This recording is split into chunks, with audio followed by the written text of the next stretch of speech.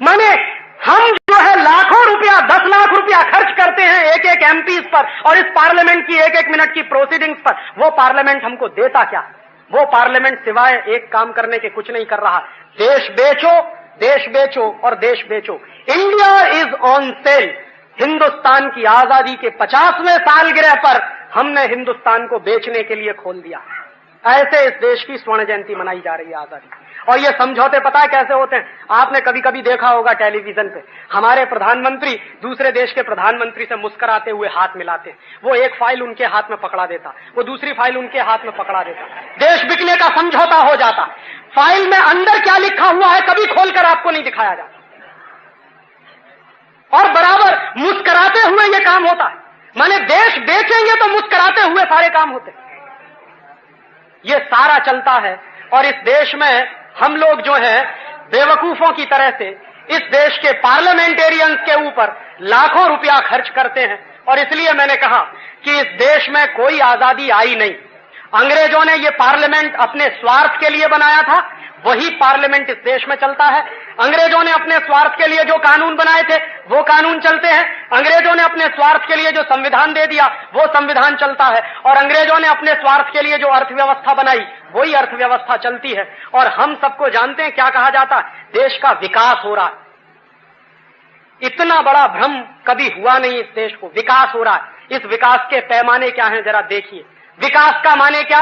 1947 में जब आजाद हुए तो इस देश के ऊपर एक नए पैसे का विदेशी कर्ज नहीं था। और अब कितना विकास हो गया है? अब विकास हो गया है कि हिंदुस्तान का प्रत्येक बच्चा 8,500 रुपए का कर्जदार हो गया। ये विकास हो गया इस देश में। पहले एक नए पैसे का कर्जा नहीं था। 200 साल अंग्रेजों ने लूटा तो भी हमारे ऊपर एक नए पैसे का कर्जा नहीं था। और अब 50 साल की आजादी के बाद इस देश के बच्चे बच्चे को हमने कर्जदार बना दिया। ये विकास हुआ। विकास की दूसरी परिभाषा मैं आपको देता हूं। कितना विकास हुआ? हिंदुस्तान जब 1947-48 में आजाद हुआ तो सारी दुनिया में जितना एक्सपोर्ट होता था, जितना माल बिकता था, जितना ट्रेड चलता था, उस ट्रेड में हिंदुस्तान का हिस्सा 2% था, 2% था। और आज 1997 में सारी दुनिया के ट्रेड में हिंदुस्तान का हिस्सा घटकर 0.4% रह गया। इतना विकास हुआ। विकास कितना हुआ है? 1947-1948 में इस देश का विदेशी व्यापार का घाटा, माने आयात निर्यात का घाटा, आयात ज्यादा होता है निर्यात कम होता है, उसकी वजह से घाटा आता है व्यापार में। तो 1947-48 में रिजर्व बैंक के आंकड़ों के अनुसार आयात निर्यात का घाटा 2 करोड़ रुपए था। आज 1997 में आयात निर्यात का घाटा 15,000 करोड़ हो गया है। ये है विकास इस देश का। और मैं विकास की परिभाषा दूं आपको। 1947-48 में 4 आने सेर का गेहूं मिलता था, आज 18 रुपए किलो का गेहूं हो गया। ये विकास है इस देश में। 1947-48 में रिजर्व बैंक के आंकड़ों के अनुसार 6 आने का 1 सेर दूध मिलता था गाय का शुद्ध, और अब 20 रुपए किलो का पाउडर का दूध पीजिए और आपका ये आपका विकास हो गया। 1947-48 में इस देश में 3 पैसे की 1 सेर भाजी मिलती थी, सब्जी मिलती थी। आज 20 रुपए की 1 पाव भाजी मिल जाए तो अपने आप को बात भाग्यशाली समझिए। यह विकास हो गया इस देश में। 1947-48 में आपके पुरखों ने, जो दादा दादाजी यहां बैठे हैं बुजुर्ग, उनसे मैं शायद जानना चाहूंगा कि हापुस आम आपको खाने को ही नहीं बांटने को मिलता होगा। और अब 1997 में आके आम तो गया बहुत दूर, मैंगो फ्रूटी मिलती है 160 रुपए किलो की। हम कहते हैं विकास हो गया इस देश में। इस देश में इफरात मात्रा में पानी था और इफरात मात्रा में इस देश की नदियां भरी रहती थी। आज इस देश में जमीन खो दी है तो 500 फीट और 600 फीट पे पानी नहीं मिलता। हम कहते हैं विकास हो गया इस देश में। और अब धीरे धीरे हालत क्या हो गई है कि पहले दरिया देखते थे, महासागर देखते थे, तालाब देखते थे, पानी की अथाह जलराशि थी। आज कहीं कहीं फुब्बारा चलता है, थोड़ा थोड़ा पानी टपकता है। हम कहते हैं विकास हो गया इस देश में। 12 रुपए की पानी की बोतल मिलती है पीने के लिए। भारतीय संस्कृति में पानी कभी बेचने की चीज नहीं रहा। दूध और पानी इस देश में कभी बेचे नहीं जाते थे, जमीन भी कभी बेची नहीं जाती थी। उस देश में दूध बिकता है वो तो छोड़ दीजिए, पानी बिकता है 12 रुपए लीटर का, और हम बोतल लगा के घटाघट पीते, कहते विकास हो गया। हवा भी बिकने वाली है राजीव भाई, हवा भी बिकेगी। और हवा भी बिकेगी अब, क्योंकि ऑक्सीजन के सिलेंडर, ऑक्सीजन के मास्क अब बंबई में आएंगे। जिस तरह से प्रदूषण बढ़ रहा है, यहां स्थिति जापान जैसी होने जा रही है कि जगह जगह भारत सरकार को टेलीफोन बूथ की तरह से ऑक्सीजन बूथ बनाने पड़ेंगे। तो आप 10 मिनट चलेंगे, फिर बूथ में घुसेंगे, ऑक्सीजन लेंगे, फिर 10 मिनट चलेंगे, फिर बूथ में घुसेंगे, फिर ऑक्सीजन लेंगे, तब जाके आप जो है अपने घर पहुंचे। ये आपका विकास हुआ। माने ये अजीब और गरीब परिभाषा है इस देश में विकास की, और इस विकास का मापदंड क्या है यही मेरे समझ में नहीं आता। इस देश के विकास में जानते हैं क्या होता?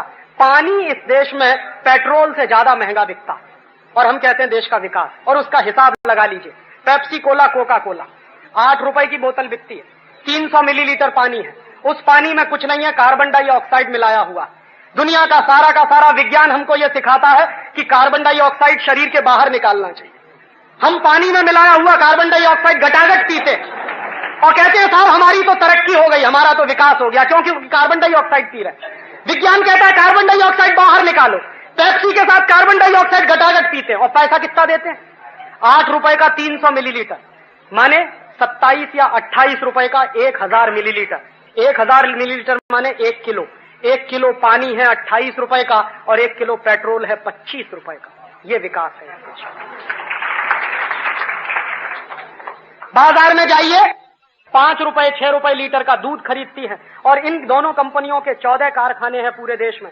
एक कारखाने में एक दिन में 30,000 लीटर दूध बर्बाद करते हैं ये दोनों कंपनी, और करोड़ों लीटर दूध बर्बाद करती हैं ये दोनों कंपनी। जिस दूध को 5-6 रुपए लीटर में खरीदती हैं गांव के किसान से, उसी दूध का चॉकलेट बनाती हैं तो बिकता है 180 रुपए किलो। चॉकलेट कैडबरीज का, माने 180 रुपए किलो। तो बादाम की बर्फी नहीं मिलती, बादाम की बर्फी से महंगी चॉकलेट बिकती है जिसमें जहर मिलाया हुआ है निकिल और क्रोमियम का, माने जहर जो है बादाम से महंगा बिकता है, और हम कहते हैं विकास हुआ है। ये अजीब परिभाषाएं हैं हमारे विकास में। और दोस्तों, सच मायने में कोई विकास नहीं हुआ है, विनाश हुआ है इस देश का। और ये विनाश जानते हैं कैसा हुआ? आप एक बाजू में देखते हो, राजीव भाई को पूछोगे कि राजीव भाई CLO कार दौड़ती है, मारुति दौड़ती है, 5 स्टार होटल बन गए, इतने बड़े बड़े फ्लाईओवर बन गए, इतनी चमक दमक हो गई है बंबई में, केंटकी फ्राइड चिकन आ गया, मैकडॉवेल आ गया, तो क्या ये सब बेवकूफी है? और मैं आपको यही कहने आया हूं कि ये जो कुछ आप देखते हैं ये सब उधार का विकास है। कर्जा लिया है और उस पर से ये हुआ, और ये कर्जा आपको चुकाना पड़ेगा, और कर्जा चुकाने की औकात अब भारत सरकार की खत्म हो गई है। जानते हैं क्या होता है? हर साल भारत सरकार पिछला कर्ज चुकाने के लिए नया कर्ज लेती है। इस साल क्या स्थिति है? 60,000 करोड़ रुपए का ब्याज चुकाना है। कर्ज चुकाने की तो बात छोड़ दी। और इस देश के बजट की हालत देखिए कि विकास का माने क्या। भारत सरकार के नेशनल बजट में जो एक साल का करीब 2 लाख करोड़ के आसपास का, 2 लाख करोड़ के नेशनल बजट में 60,000 करोड़ रुपया सिर्फ विदेशी कर्जे का ब्याज चुकाने में खर्च होता। बजट का 1/3 60,000 करोड़ विदेशी कर्जे का ब्याज चुकाने में खर्च होता है, और 54,000 करोड़ देश का प्लैंड एक्सपेंडिचर है। माने देश में सच में विकास करने के लिए 54,000 करोड़ खर्च होता है, और उस विकास को करने के लिए जो कर्ज लिया है उसका ब्याज चुकाने में 60,000 है। और तालियां बजाते हैं कि देश का विकास हुआ। और क्या होता है? जिस दिन भारत सरकार को वर्ल्ड बैंक और IMF से कर्ज मिल जाता, उस दिन हिंदुस्तान के सारे बड़े अखबारों में, माफ करेंगे 2 अखबार वाले यहां बैठे, सारे बड़े अखबारों में मोटी मोटी हेडलाइन कि एड इंडिया कंसोर्टियम से $5.6 बिलियन मिलने जा रहा है, $10 बिलियन मिलने जा रहा है, $15 बिलियन मिलने। माने ये नेशनल न्यूज बनती है। जो शर्म की बात है हमारे लिए, वो नेशनल न्यूज बनती है। मीडिया में बैठे हुए लोगों के दिमाग का विकास भी इतना हो गया कि जिस पर संपादकीय आने चाहिए थे शर्म के कि इस देश पर विदेशी कर्ज बढ़ता जा रहा है, उन अखबारों में इतनी बड़ी बड़ी हेडलाइन की खबरें छपती हैं। और अखबारों में खबरें छपती हैं वो तो एक बाजू में, पार्लियामेंट में ताली बजा बजा के स्वागत होता है कि आज हमको विदेशी कर्ज मिल गया, स्वागत होता है। और जानते हैं इस सरकार का चरित्र क्या? इस सरकार ने बेगर्स एक्ट बनाया, आपको मालूम? भिखारियों का कानून। और भिखारियों का कानून क्या है? दिल्ली में है, यहां महाराष्ट्र में भी, कई प्रदेशों में लागू है। उसमें क्या है? अगर कोई भिखारी 10 पैसे की भीख मांगे, 50 पैसे की भीख मांगे, 1 रुपए की भीख मांगे तो पुलिस वाला बंद कर देगा पकड़।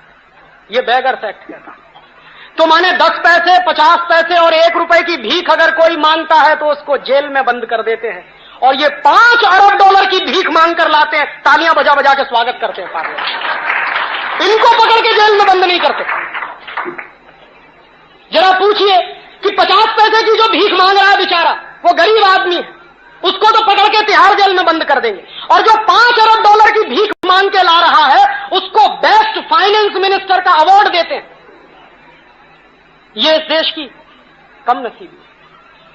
और ये सारा का सारा विदेशी कर्जे के आधार पर तामझाम जो खड़ा किया है, जानते हैं जिन जिन देशों ने दुनिया में विदेशी कर्ज के आधार पर अपना विकास किया है वो सारे देश दिवालिये हो गए हैं, बैंकरप्ट हो गए हैं। और आपको सुनना हो तो मैक्सिको की कहानी सुनिए, सुननी हो तो ब्राजील की कहानी सुनिए, सुननी हो तो कोस्टारिका की कहानी सुनिए, कोलंबिया की कहानी सुनिए, इथियोपिया की कहानी सुनिए, सोमालिया की कहानी सुनिए। जानते हैं इथियोपिया और सोमालिया में क्या हुआ? उस देश के पास इतनी नेशनल प्रॉपर्टी होते हुए भी वो देश भूखमरी के कगार पर। क्यों? सारी की सारी नेशनल प्रॉपर्टी इथियोपिया और सोमालिया की अमेरिका की कंपनियों के कब्जे में चली गई। क्यों चली गई है? सोमालिया की और इथियोपिया की सरकारों ने 10 साल पहले इसी विकास का रास्ता पकड़ा था, विदेशी कर्ज लो और विकास करो।